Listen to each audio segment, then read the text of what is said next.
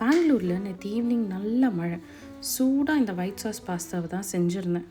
பார்க்கவே டெம்டிங்காக இருக்குல்ல. வாங்க ரெசிபியை டீகோட் பண்ணலாம்.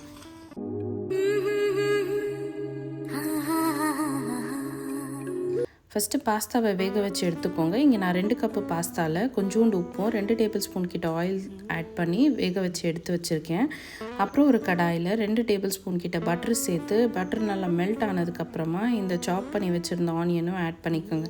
ஆனியன் நல்லா ஃப்ரை ஆனதுக்கப்புறமா இந்த க்ரீமி ஒயிட் சாஸ்க்கு பேஸ் இன்க்ரீடியண்ட்டு இந்த மைதா தான். ஸோ 2 டேபிள் ஸ்பூன் கிட்ட மைதா ஆட் பண்ணி 1.5 கப் அளவுக்கு நான் காய்ச்சின பால் எடுத்திருக்கேன். ஸோ பாலையும் நல்லா ஆட் பண்ணி க்ரீம் நல்லா திக்கானதுக்கப்புறமா இதில் சீஸ் ஆட் பண்ணிக்கோங்க. நான் இங்கே அமுல் சீஸ் தான் எடுத்திருக்கேன். நீங்கள் மொசரெல்லா செடார்னு எதை வேணாலும் யூஸ் பண்ணலாம். அது என்கிட்ட இல்லாதனால நான் இந்த அமுல் சீஸ் ஆட் பண்ணியிருக்கேன். இதில் வெஜிடபிள்ஸ் ஆட் பண்ணால் இன்னும் நல்லாயிருக்கும். ஸோ நான் இங்கே ப்ராக்லி ஆட் பண்ணியிருக்கேன். நீங்கள் கார்ன், மஷ்ரூம்னு எதை வேணாலும் சேர்த்துக்கலாம். ஸ்பைஸ் இன்க்ரீடியன்ட் பார்த்திங்கன்னா வெறும் பெப்பர் மட்டும்தான்.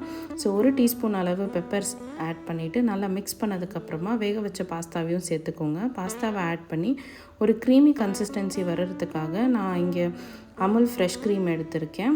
ஸோ எல்லாத்தையும் ஆட் பண்ணி மிக்ஸ் பண்ணி டாப்பிங்கில் ஆரிகானோ ஆட் பண்ணிட்டிங்கன்னா அவ்வளோதான், பாஸ்தா ரெடி ஆகிடும்.